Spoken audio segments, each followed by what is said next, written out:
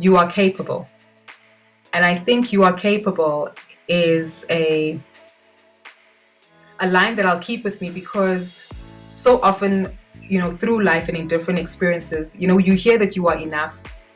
And sometimes you don't know, okay, I'm enough in what way? Just by my presence, just by my capability. Do I need to do something? Do I need to say something to be enough?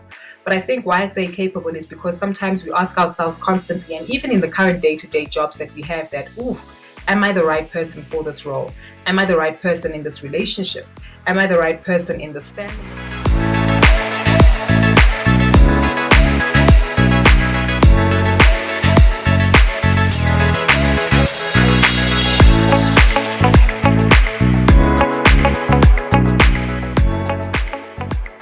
Gugu, and welcome to the podcast. Belenka, I'm excited to be speaking to you today. It's taken us long enough, but oh my gosh, the pressure. No, guys, it's been a long time coming, but I always believe, and it usually comes out towards at the end of the conversation. I always believe that like the timing of the conversation is always just so perfect. So I'm sure that the timing had to be this moment for a very specific reason. So I'm excited to dive into it. Fantastic. I am nervous. Like I was telling you off air, I am usually the person asking questions. So whenever I'm put in the hot Yes. seat, there's a sense of anxiety, but I trust I'm in good hands. You are. I promise. I promise. Okay, so let's dive into it, right? So on the podcast, we like to start all the way from the beginning. So I want you to take us all the way back, what it was like for you growing up, for you as a child, as a student, as a learner. Tell us all of it. Mm. Interesting one, and I hope I don't take too long with this one, but I have been very fortunate, Belenka, to come from a very loving family and background. I grew up as the last born with Me two. too. Oh, yeah, Last right. word. Last born, with two older brothers, and older sisters as well within my family as an extended group, but with two loving parents who thankfully are still alive today, fit and healthy. Unfortunately, I did lose my second eldest brother to a car accident about 2 years ago, but yeah, he continues to remain a very strong influence in my life, with a lot of the lessons and the learnings that I keep from him. And now that family is also extended to having a few nieces and nephews from both my brothers, I'm the cool aunt, no kids just yet. So that's my official title. And I try to ingrain it in all of them, that who's your favorite auntie? And they respond to say, Auntie GU. So I'm happy to say I've influenced them to say that. But grew up born and bred in Soweto, in a place called Meadowlands, Zone 1.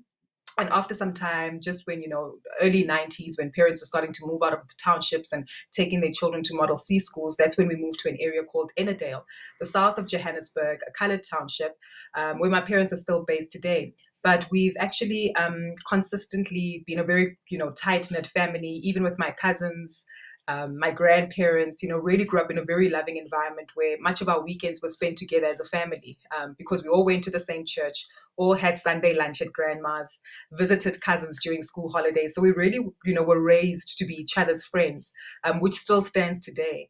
And then throughout my schooling as well, had the great opportunity to make amazing friends through that journey, amazing experiences which still stand with me today, and even delve into extramural activities which have helped form and craft where my career has actually ended up today. So I guess all in all, there's a lot to dive into, but when I reflect on my childhood, I think I am that last born that was a bit of a spoiled brat. Some might say spoiled brat, but I just say loved.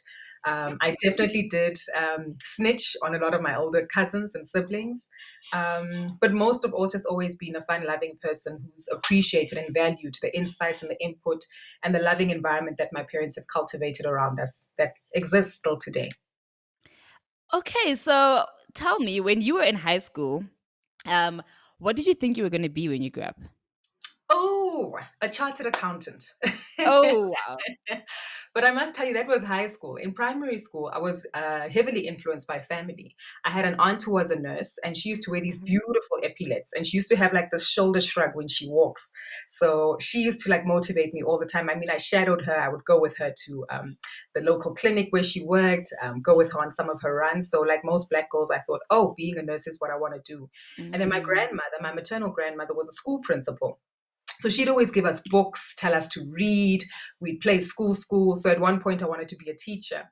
But it was in high school, when you start selecting subjects and you start doing those psychometric tests and they start telling you, oh, no, you're more, business inclined, stick to maths and science, which was the secret formula for any Black girl to be successful, apparently. Um, whether it works or not, I'm not sure, but that's up for debate. Yeah, yeah. So, and then I guess when you start reading certain magazines and publications, True Love was quite big in the day, and I used to read that quite a lot growing up as a teenager.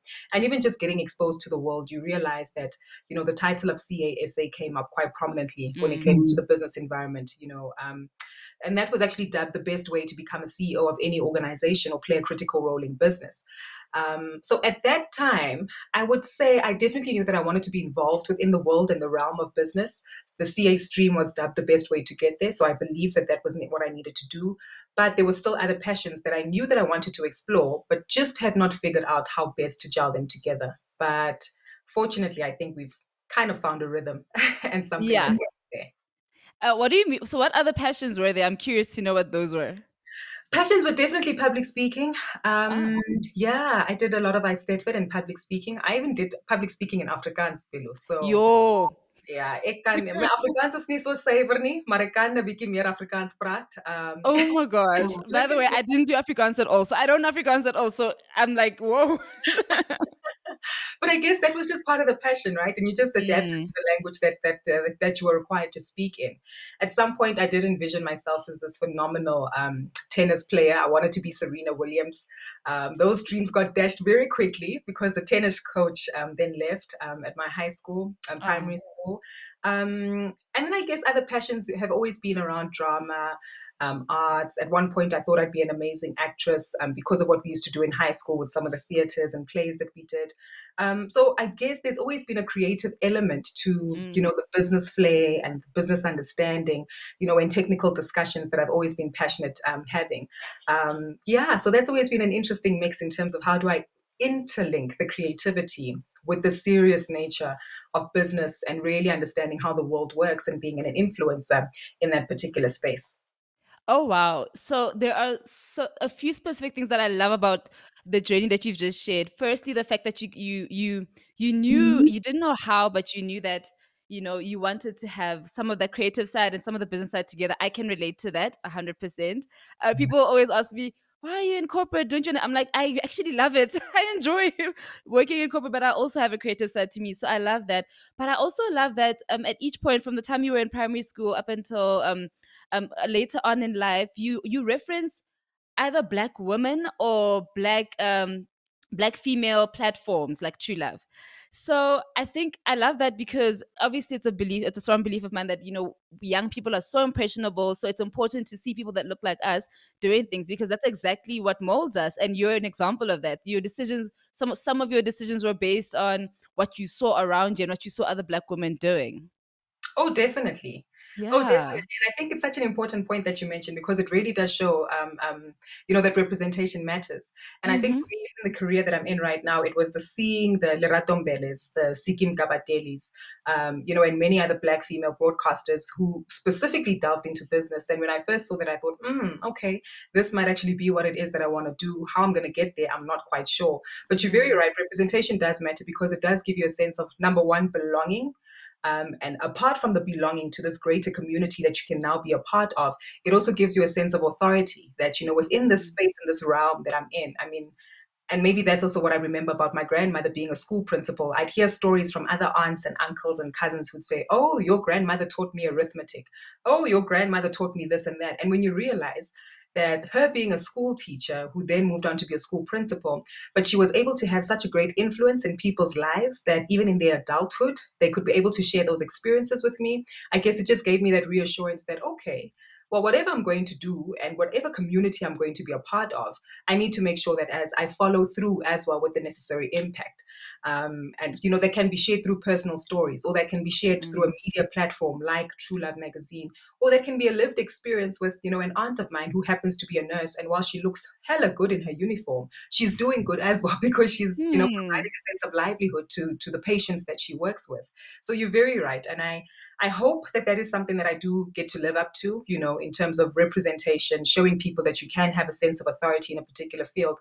But most importantly, having an impact, doing good and leaving your mark, in whatever space it is that you choose to be involved in. I absolutely love that. Okay, so now it was time to go to varsity. Tell me, how did you decide what you were going to study? Because we know what you wanted to be, but how did you decide what you were going to study in terms of actually applying and going to study it? Oh, gosh, you're taking me back there. So I had a very interesting experience, Bilo. I guess because the CA stream was always just dubbed to be the best route to go. At one point, I did, think about medicine, but I knew that I didn't want to be a medical doctor. Mm. Um, the dream to be a nurse still wasn't there because now I'd become all squirmish. So CA stream was the one. And my dad was quite strict at the time and said, "No, you're not going to stay at Res. You're not going to leave the province. You're going to stay right here." Yeah, okay. And that's thanks to my brothers being a little bit naughty when they Mm. went to tertiary institutions. That's the So, problem with being a last born, eh? I right? can relate. So I had to make up for their sins. So it was literally UJ and Wits. Those were my only options, not even Pretoria. And I got into UJ. But the funny thing was that I also started about a week later at UJ because there'd been some kind of administrative glitch with my application because I applied for accounting. I think finance was the backup. At some point, there was law. But there was a great sense of, look, I'm not 100% keen on this BCom accounting, but I'm told that my dreams lie within the promise of this degree and in this qualification of having a CASA to your name. So I knew that that was what I was going to study. So got to UJ, got ready to study my CA stream. And I can tell you within the first semester, I was very clear, like, yo, I don't think this is what I need to be doing. But you know what? I've Mm. started this race and I have to complete it. Unfortunately, I don't have the luxury of, picking and choosing what I can and cannot study. Or dropping out of this particular course because there's also financial implications to it, Mhm. which unfortunately put my parents in a very troublesome situation. So, rather stick to it and finish, and which I did. Yeah, I took longer than the usual 3 years to graduate because of stats and stuff like tax, but that's okay. Right. Mm. But I think what I learned from that is that sometimes trust your gut from the get go. That some things might not be meant for you, but you can take the opportunity to complete the journey. And it's an interesting one because it's a double edged sword in terms of sticking to your gut, trusting your own authenticity. Because I knew within the first semester, by the end of the first year, I was like, oof, it's going to be a long journey, but we need to push Mm. through. And we did soldier on. But then there's also that lesson about perseverance, that even though, this might not be the end goal and what it is that I want to do, but it's a very solid and strong foundation to get me into the spaces that I want to be in. And it also reminds me of a conversation that I had later on with later years with one of my mentors and someone who, played a very critical role within my career, who had said, sometimes it's not about what you studied, but it's about showing the discipline that you took the time to commit to a particular project or initiative. You learned, you excelled, you tried to produce work from it, and you also gained a greater sense of problem solving skills, critical thinking, which actually shows that you're someone who is teachable. And not only just teachable, but that you're able to learn. And half the time, that's actually what great employers and entrepreneurs look for, people who they know, if I bring you on board and we need to adapt to the environment, can you learn? Are you teachable? Will you problem solve? Will you apply yourself and your mind and show a greater sense of perseverance to getting through whatever challenges we come across? So I think in varsity, despite studying something that I didn't enjoy from the get go, it definitely did serve well in my career, and it definitely did, add that greater sense of problem solving, broader thinking and discipline. That Mm. we know is required in the real world, I guess. Yeah, 100%. Because I mean, when you start working, it's not like when you just have a degree and you start working, it's not like your employer says, okay, dive right in. They teach you anyway, so they give you the skills that you need to execute. The point of the degree is just to show commitment, so that you can finish, so that you can problem solve, like you were saying. It's more about the soft skills that you learn versus the actual technical skills. You can always build on those. I love that. Thanks for sharing that. And you weren't just studying when you were at university, right? This is when your speaking career started popping up while you were at varsity. Tell us a little bit about that. Yeah, that was an interesting one. Mainly because When I was in high school, I was a cool kid. I had a lot of friends, self-proclaimed cool kid, right? And I only say that because in varsity, I was like a nobody. And so to try to get into the cool kids circle, and be of relevance, I thought, hey, man, there's a varsity radio station. One of Mm. my friends actually reads the news there, Mami Muhlahlo, who's still a very great friend of mine today. And I was like, hold on, mums, can you get a girl in, just to read news, traffic, whatever, as long as we're on air and we're having fun, and you can get tickets to the latest events.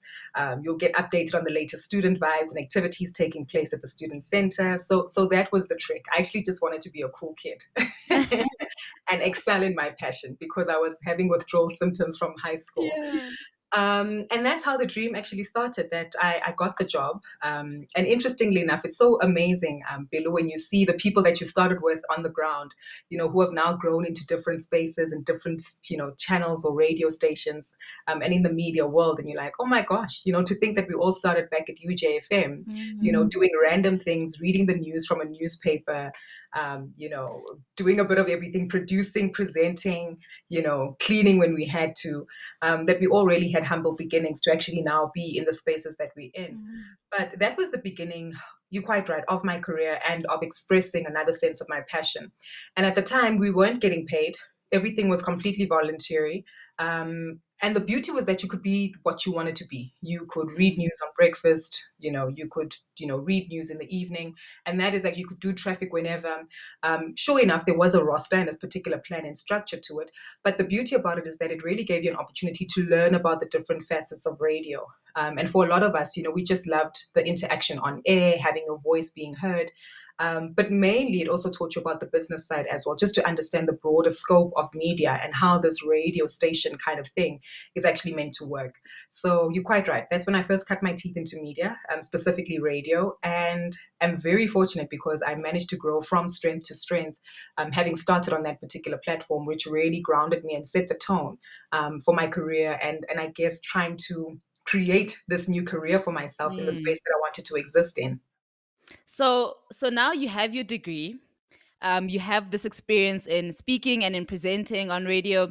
How did you make the decision about how you're going to proceed forward? Like, why did you, or did you, correct me if I'm wrong, not go like the traditional corporate route and say, let me try out this thing? I know you mentioned that you you knew you didn't want to do the studying, but sometimes working is a lot different to studying the thing. So how did you make the decision about how you're going to proceed with your career going forward?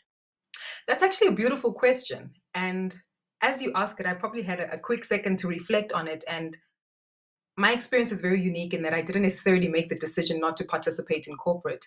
Media actually just, I guess, took me into its wing. And how and why I say that is because at the time of completing my degree, I was actually in the process like anyone else. You finish off your qualification, you submit Mm. all the graduate programs, applications that you can, you go Yeah. for the interviews. Some are great, some you get callbacks, some you get offer letters for. But at the time when I was wrapping up my qualification, I actually also got an offer from a radio station called 702.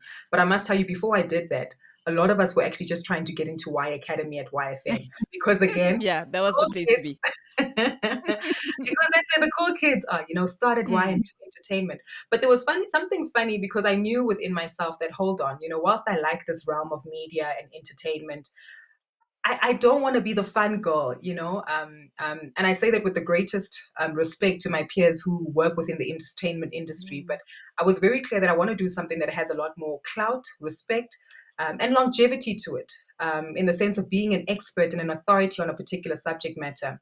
So 702, even when I took the chance to send in my CV, one of my colleagues at the time was like, Googs, 702 says they're looking for an overnight newsreader. Send through your CV. And I was like, okay, not the best station, very old, very mature. My dad listens to it. So if I get in, I'll be getting in for him. But let's see how it goes. And I got the call.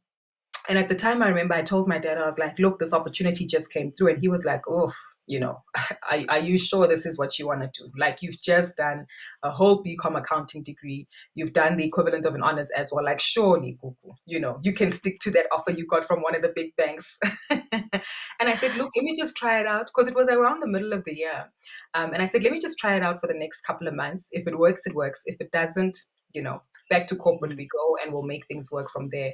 And Bilu, I can't even tell you how from there things just worked. I got to 702. I did the graveyard shift of news. From there, I managed to make the right networks with a couple of people who worked there. People heard me on air. One of the callers into the station just recommended that this other company that's looking for a technology journalist, and I was like, I'm not a journalist. I studied accounting. I want to do what Bruce does on air. Yeah. And that actually led me to my next place of employment, purely by getting a call from someone who I'd built a relationship with Wow. through the station, that then led me to my next job, and then things developed from there. So I think a very interesting point you mentioned, that it's never been that I never wanted to work for corporate, but I've always actually been keen and eager, to understand how the big world of business works. But I guess media just decided to start over here and see then how you can branch off and build your networks and interact with corporates more from a client relationship point of view Mm. and as a consultant versus being an employee. But it's an interesting one, but it stood me in good stead, I think. Yeah. So, what would you say to someone who is in that position now where they have their passions, they have what they want to do, and then there's what they technically should do? And I only say that because obviously there are specified routes that can lead you to success. Maybe, maybe not. I don't know. But what would you say to someone who's kind of torn in that position where they're like, at a crossroads essentially? Do I do that thing that is untraditional, that is has no certainty? I don't really know where I'm going. I don't know what the end game is there. I know what I like. Or should I do this thing that seems a bit more secure, has an end game, like has a clear path to potential success? What would you say to them? Tough question, but what have you got to lose? Whatever the decision is that you're going to take, what have you got to lose? And I say this because it's also perhaps, one of the questions that rings in my mind when I think about my conversations with my dad, to say, hold on, here's this employment contract from a media company Mm. versus this employment contract from a financial services institution. Which one do I go with? And what have you got to lose sounds like a simple question, but it's actually really quite a big one. When I think of how I started my journey and where I was and what led me to media, I had just graduated. I had the flexibility of still being a child in my parents' home, without Mm. any major financial responsibilities. I was, beginning to carve out, this process of, okay, I have a picture of what I want to be, what Lerato's doing, what Sikim Kabadeli's doing, what Niki Pikicha's doing. That's where I see myself. I don't know how long for, but I understand that that is part of the journey that I want to transition into and get to. But at the same time, there's a Yolanda Tuba, there's a Putima Hanyele, that I Yeah. actually want to look like and be like within the realm of business. So for me, I knew at the time that I didn't have a lot to lose. I had minimal responsibilities from a financial point of view. I had age on my side because I was literally 21, 22. And if things didn't work, I had the flexibility of transitioning, very quickly to the environment that I needed to be in, because I could still get into a graduate recruitment program. I could still get into doing my articles if I preferred to do so. I could still get into working for a corporate in whatever capacity, whether it be internship or anything else. Um, would I do it now? Now I'm a lot older, still no kids. And in my early 30s, and maybe the responsibilities, have come on board a little bit more. But I think it's a very important question that one needs to ask themselves, because not only understanding what it is that you have to lose, what you also have to gain. And that also comes back to a conversation that I had with one of the leaders or news readers, who was a lot senior, at 702. Um, I will not say her name on this platform just in case, but she was a respectable newsreader who had worked at multiple radio stations, and at the time was one of the Black leading voices at Prime Media, specifically reading news for 94.7. And she had said to me, but what have you got to, think about what you can gain, so you can go to a particular institution, say, I've spent my time at 702 or at YFM or at Investec, and this is what I've learned. And now that I know that environment, I know what I know and I know what I don't want to do. And that will actually empower me to move forward into the new organization or new career line that you actually want to be a part of. So it's a tricky one, Bilo, because I always struggle advising people as to what they need to Yeah. do with their careers, because the truth is you are in the foundation phases of your life. But at the same time, life can be very long and life can be very short. And you want to make sure that you do exploit any opportunities that come your way, but also do that with the most amount of research and consideration that you can apply to make sure that you Mm. literally, do weigh out the risks and opportunities and fully, absorb yourself in the experience. So if you are going to do it, number one, understand what you've got to lose. Two, understand what you've got to gain, and go into that experience wholeheartedly. Because that's the only way you'll fully, grow, learn, and flesh out, where the opportunities continue to lie for you. And most importantly, it will also empower you to know what you want and what you don't want, and take better decisions from there. So a tough one, but I'm hoping that's a great starting point for anyone who might be confused. That is a great starting point. Um, I've worked with a life coach, or I'm currently working with a life coach, and she always says that, and I'm always rolling my eyes, like, "Oh my gosh, don't ask me that." But and like the more she asks me, that question frustrates me so much because it's so true and it's so real, and it really makes you think. And we don't think about it enough, and we end up making decisions without thinking about what have you really got to lose, what have you really got to gain. You just end up going with the flow. You find yourself at a place and you look back and you're like, wait, was I really intentional in my decisions here? So I absolutely love everything that you've just said. It's 100% true. Okay, so yes, so you've now carved quite a brand. I'm gonna say a brand for yourself, a career for yourself in this industry. And it's very niche what you're doing. It's not like you mentioned, you're not like the typical speaker or the typical moderator. It looks like a very niche part of the industry that you're in. How do you decide what to take on next? Because the path that you've chosen as well, there's probably 20 million ways to get there, right? It's unlike studying a degree, getting this internship. Like I said before, some careers have sort of like a predefined template. Yours Yes. does not. How do you make your moves? How do you decide what's the next step? Or how have you in the past at least? Sure, that's a very important question, hey? And it probably does come at a very poignant time because I am at that stage in my life where I'm like, okay, I've been doing this for just over a decade. I love what I've been able to do. I've ticked some major boxes and Mm. targets that I had for myself. Some vision board items have also come Mm. to fruition. So it's fulfilling. But what does the next decade of my life lead into? And how does that change? And how do I transition? And I guess to start off with how I've taken my decisions previously, it probably is the same feeling that I have right now. A great sense of anxiety and uncertainty, and confusion sometimes. Mm. And gosh, Billy, you're getting me all vulnerable here. But that's the point. Perfect. But that's the point Yeah, because yeah. I guess I take comfort in the fact that, look, I didn't know what I wanted to do when I was 25. I found myself working in a media company. I was doing, business television. I knew that I wanted to travel the world. I knew that I wanted to speak to big, influential people. I knew that I wanted to be a shapeshifter in terms of how people understand the world of business and economics and can personalize it. And I know that I want to continue with that mandate now within the realm that I'm working in, but also within different spheres. So I think coming back to, you're quite right, there is no template, and that does increase the sense of anxiety and uncertainty. But because I find so much comfort, and not comfort, but reassurance, Bilu, that's probably the better word to use. So much reassurance in knowing that I'm actually in the space that I need to be. When I go to bed with excitement and a sense of enthusiasm that, you know what, I broadcasted that show today and I did a great job at it. I moderated that conversation today and, I could have tweaked this and that, but I did a great job at it.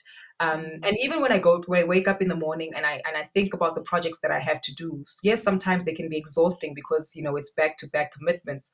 But there's a great sense of accomplishment. And I think I'm one of those lucky people who is in the space and has been positioned to live in their purpose.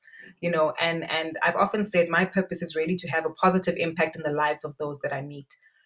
And it sounds airy fairy and it sounds wishy-washy sometimes when I even say it to myself, but when I think of how I've in my career had the opportunity to help policymakers understand the challenges that people on the ground have and how that needs to translate into their thinking when they, go into their government talks, or how I've helped an ordinary citizen understand new opportunities for them to invest and create wealth for themselves, or just for someone to actually understand this thing called the world and economics. How does it all come together and how is it affecting me in this light? Those are Mm. things that really give me a great sense of joy and purpose and fulfillment to know that I've, you know, changed minds, I've changed perceptions, and in a way that has allowed people then to change their actions. And that, in a sense, changes the world, depending on, how far people actually go with it.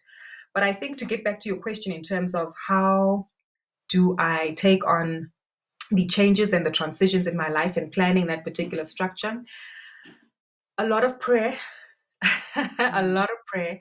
And I think that just helps us to center ourselves, because sometimes we get taken by the titles, we get taken by the materialistic things of the world, we get taken by competition.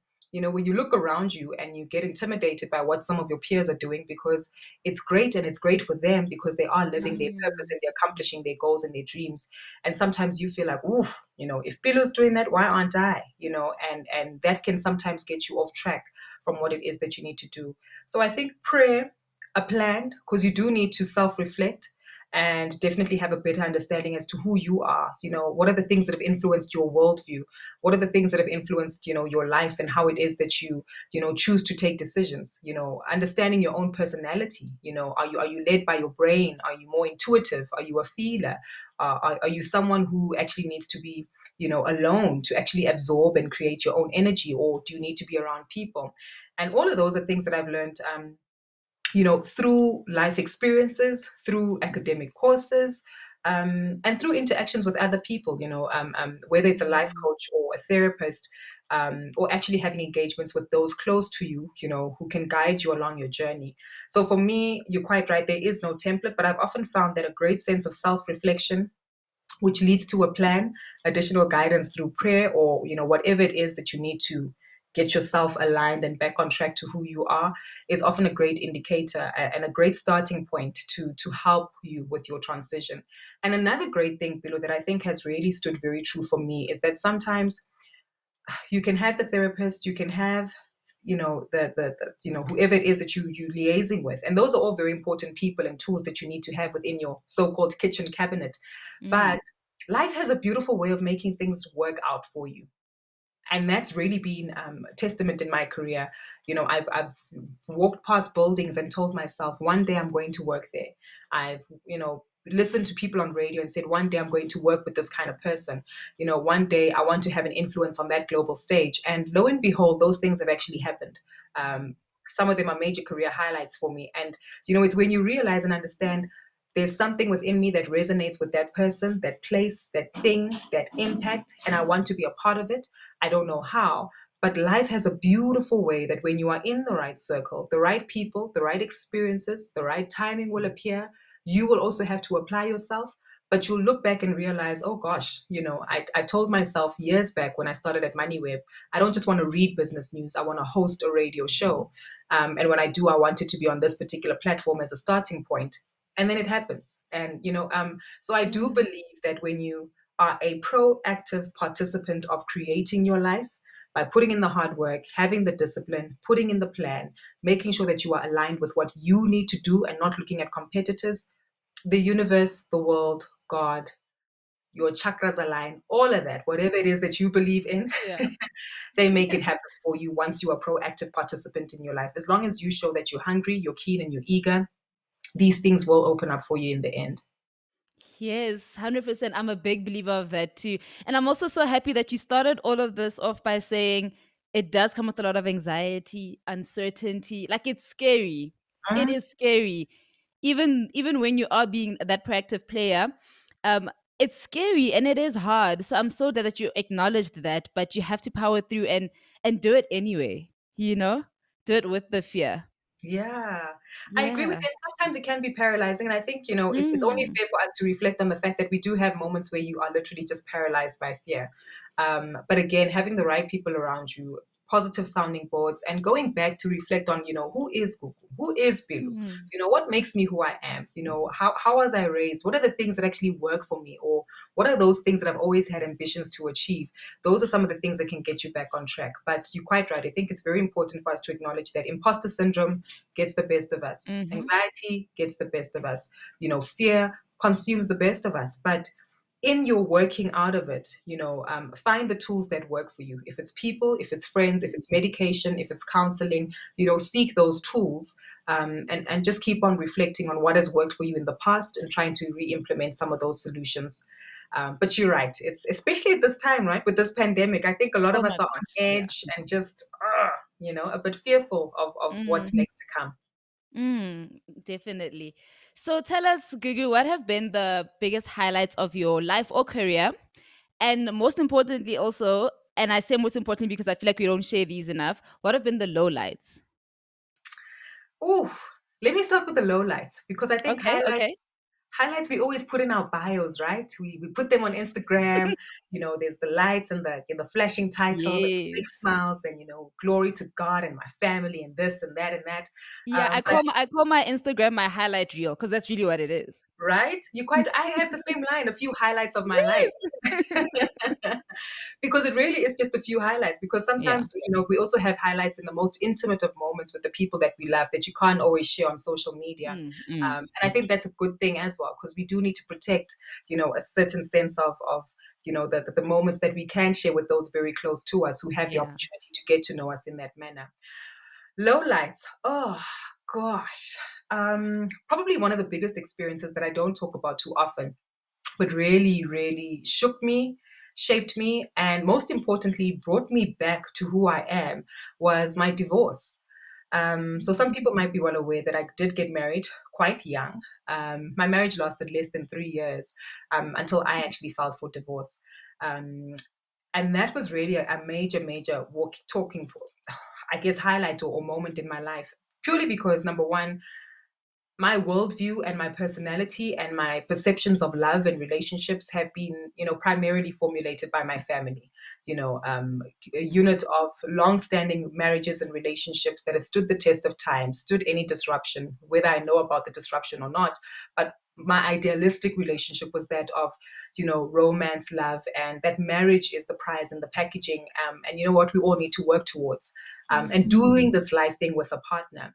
So by saying that, I just want to elaborate on the fact that my intentions have always been pure. So even when I stepped into the role of becoming a bride and a wife to someone and having the intention of starting a family, my heart has always been very pure and very clear on achieving that objective. But I do realize that sometimes because you see certain roles or certain packages or certain things in the world, and you might have those ambitions for yourself, it's important to always start with self. You know, just the mere question, will you marry me?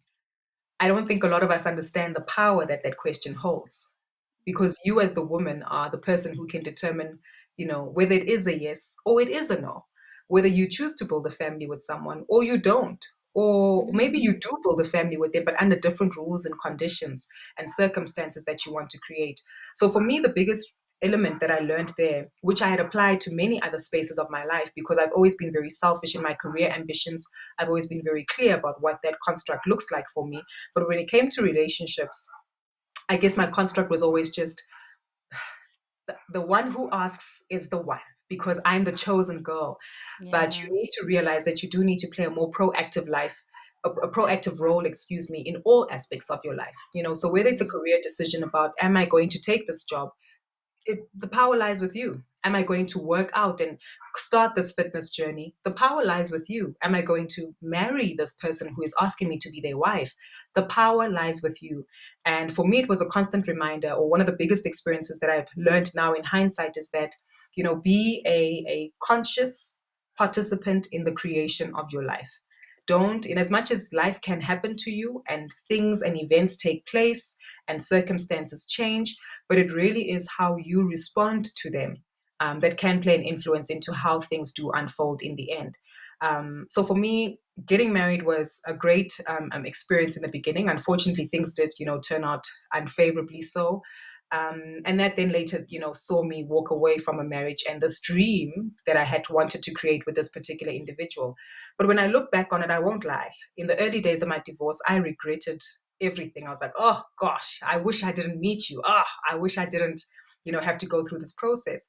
But I realized in hindsight that, as I say, it had to teach me the lesson of coming back to self. What does Gugu want? Does Gugu want this? Does Gugu want, yes, maybe you might want this, but do you want it in this way, in this manner? Do you want it right now? And those were important questions that I realized that one does need to ask themselves. And also, be patient with yourself, because as people, we really do grow. We evolve and we adapt, and that's okay too. So when you find yourself perhaps at a crossroads in life where there are certain things that no longer speak to you, that no longer resonate with you, that you no longer find comfort in, or no longer find love in, be brave enough to take some of those tough decisions, as long as you constantly choose you in the end and what you know you'll be content to live with. Those are some of the key lessons that I've learned, through my divorce. So a bit challenging, but I think a lot Wow. of it really Yeah. took me back to start with self. Who are you? Where are you? Where do you want to be? And also be very clear cut about, taking responsibility for the difficult decisions when need be. But that's easy, Billy, when your heart's content. That was also, I think, a major takeaway for me, because in as much as going through a divorce is something I never want to go through again, I don't wish it upon anyone, because of all the trauma and the stress and additional elements that it comes with. But one thing that it taught me about myself was, being brave enough to take some of those big decisions. But also the braveness comes from having a heart that is content with the outcome and that knows that the outcome is what you want. So that kind of, I guess, cushions the blow to a sense. Yeah, wow, that is so beautiful. The power lies with you. No matter what situation you're in, you do have the power. And yeah, oh my gosh. Well, thank you so much for sharing that. Thank you so much for sharing that. And the highlights? Gosh, the highlights, where do I start? I think one highlight I don't talk about a lot, and maybe recently has really come to the fore as a beautiful reminder, because I recently lost a grandparent. It's family. I think, Bilu, I have been gifted with such an amazing family. Not only my nuclear family, but my extended family as well. Given the amount of sense of love that they have, um, companionship, because we all really do treat each other like companions and real friends beyond just being related, and the great sense of support that comes along with it as well. And the beautiful part is that besides the family that I'm related to, there's the family that you have the opportunity to create for yourself. So, a lot of my friends who have consistently just been by my side, Mami, who I mentioned earlier, we met at varsity. She recently just became a mother, and it's just beautiful to see how all of us have grown within our different realms and different spaces, and yet still continue to be there and to support each other. And even in my current relationship, having a partner who is so different yet so refreshing and so complementary to what it is that I've needed in my life. So that's also been a major highlight. So I think I'd like to start with that. And then secondly has been the opportunity for me to really live within my purpose and accomplish many of my dreams, and goals that I've had. So doing a radio show, having that radio show receive accolades and awards, having my name being mentioned amongst people who have sat down with heads of states, across the continent and across the globe. Those are all things that I sit back sometimes and I'm like, it was just a job when I was in that moment and moderating that conversation. But when I reflect on it now, I'm like, oof, I'm going to be such a cool grandma. The kids I want to tell, the stories I want to tell my kids and their kids, I hope will be amazing and have a positive Yeah. impact. So, yeah, I really am a simple girl at heart when it comes to all of this. And I think family and friends and, the people around you, they're always the ones that matter most. Because Yeah. what I've also learned is that death is very final and loss can be painful. And I once found myself, when my brother passed away, at a point where I thought, what, take it all, take it all. Just for him to come back, take it all. I don't mind starting from scratch. And that's a very interesting position to find yourself in, because you know Mm. that whilst you might be making this sacrifice or this offer, it's not, no one's going to take it upon them, because Yeah. life is a cycle, and once unfortunately it comes to an end, that is the end. But so Mm. what I learned again from my brother's death there was probably the reassurance to, number one, continue living the life that you want to make for yourself and create for yourself, and make sure that it is the best life that you want to live, because at some point, this will be a recording that someone will listen to and say, oh wow, did you hear what Gugu said to Pilu? Did you hear what Pilu said to Gugu? you know Mm. how you know whatever it is that they feel from it, but they will reflect on this conversation with a different sense of understanding to it, because Mm. it will all be in hindsight. So yeah, whilst life can be hard and it can be difficult and challenging, We definitely just need to make sure that at some point you live your best life, live it fully, and live it with an impact. I love that. I always say it's always so fascinating to me that whenever we get to the highlights, the guests, and I also sometimes tend to think it'll be like the awards, the this, the that, but actually it always comes down to things that are just so intimate and personal, and the little things that happen throughout this life journey. I absolutely love that. Okay, so we're at my favorite part of the podcast, where I get to ask my favorite question. This question comes from my favorite quote, which is, "Be who you needed when you were younger." I try to live by that, because as much as you can't go back and change time, if you needed some to see someone or to hear something when you were younger, there's probably someone out there today that needs to hear it now. So if you could go back and talk to younger Gugu at any age, this can be you at 5, 15, 20, this can be you yesterday or last year, going into the pandemic, for example. If you could go back in time and talk to younger Gugu, what would you say to her? Wow. I think of Gugu at 21, lost, alone, confused, battling this degree in the last year of it, that you know you didn't want to do, but that you've done anyway. You are capable. And I think you are capable is a line that I'll keep with me, because so often, through life and in different experiences, you hear that you are enough. And sometimes you don't know, okay, I'm enough in what way? Just by my presence, just by my capability. Do I need to do something? Do I need to say something to be enough? But I think why I say capable is because sometimes we ask ourselves constantly, and even in the current day-to-day jobs that we have, that, ooh, am I the right person for this role? Am I the right person in this relationship? Am I the right person in this family structure where I'm the last born and everything gets blamed on me? Or am I the right person, being told to have these certain expectations about life? But I believe that you are capable of handling the situation that you have on you right now, whatever that stress or anxiety might be or where it comes from. But you are capable through your actions, through your being, through speaking to the people that you need to speak to, and through showing up in the manner that you need to show up. You are capable of passing and exceeding your own expectations. You are also capable of the future goals and ambitions that you would like to achieve. As confusing as it might be as to how they'll even come to fruition, just know that at some point you are capable of reaching those goals, of attaining that degree, whether you like it or not, of having that job, how far-fetched it seems, but you are capable. And I think because so often I take this back to us constantly having self-doubt. You are capable of learning, you are capable of listening, you are capable of interacting. Just know that within you, whilst you might not have the answers to the world, you yourself, being a business analyst, helping businesses grow, you have those capabilities to help people to leverage off of their strengths, and most importantly, identify their weaknesses. So I think what I'd say to a Gugu who is in her early 20s and maybe struggling, um, um, because that for me back then was probably one of my major weaknesses, just constantly feeling like, ooh, I'm not the right person. There's someone stronger, better, faster, prettier, um, better speaking. Just know that you are capable. You have the tools that you need to get through any situation that you need to get through, and surpass this level of understanding to get to the next. And even when you get to the next, there'll be new challenges. You will surpass that level of understanding and get to the next. Because I believe that life is a constant work in progress. Whilst we, reach certain goals and certain objectives, but we always find ourselves adapting and evolving in different ways, which is necessary, I guess, until that final moment where, you look back and you're able to say, you know what, I didn't do too badly, did I?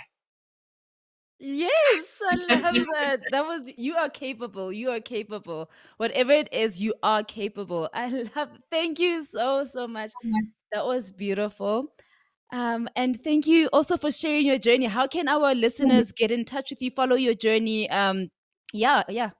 Awesome. Thanks so much, Bilu. Oh man, I wish we could have this conversation for an hour longer. Right. Yeah, it's been very refreshing on my part. Yeah. My journey, and I guess my experiences. I often don't talk about my personal life because sometimes I feel like, ugh, let me talk numbers. It's what people know me for. So I actually also want to take this time to thank you, for allowing me to be myself and present myself and share myself with you and your audience. But I guess a lot of people probably know that I love sharing most of my updates on Instagram. I find that it's a kinder platform to some of the others. I agree. That's how I feel, definitely. Twitter's another beast, Ooh, so I'm very mindful there. But mm, on Instagram, at Gugu Mfuphi, at Gugu Mfuphi, on Twitter, on Instagram. I don't have Facebook. If you see any profile on Facebook that might be selling you Bitcoin or Forex, it is not. Forex. I promise it is not me. And most importantly, also on one of the business shows that I present called Kaya Biz. It's on now from 6 to 8 p.m. from the 5th of July. And it's a business show, on one of the major media platforms in South Africa where I talk about a lot of the serious stuff that I actually enjoy, merging the business side, with the media side and, helping people get a better understanding of the world around them, and how finance, business, politics, socioeconomic structures all play an influence as to, this world and this country that we operate in. And most importantly, helping us get a better understanding of the solutions we also need to bring forward Mm. to some of those challenges that we have. But other than that, yeah, there's not a lot of me out there, but a lot of me is available on some of the socials that I mentioned. Ah, that was perfect, guys. I'm so excited because, like I said in the beginning, I always get nervous when when I have to interview speakers and people who do what I'm doing now for a living. I get so nervous, but this is amazing. Thank you so much for your story. Thank you so much for sharing with us. Thank you so much, Bilu. I really appreciate this and strength to you. Onwards and upwards, you've really done an amazing job by amplifying the voices of Black females in South Africa and the continent. And what I also find so refreshing about you is the fact that you don't just stick to the status quo, a lot of the names that we're familiar with, but you're doing a beautiful thing Mm.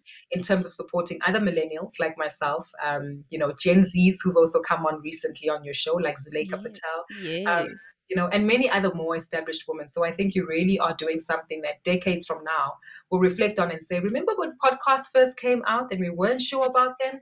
Well, Philo did that, and she also took a generation of women with her to entrench their voices, to entrench their influence and their impact within the right spaces to enhance representation for Black women who are younger, who are coming up, and for us to, take charge of spaces and take space Yes. where we Take up be, space. right? Yes. Thank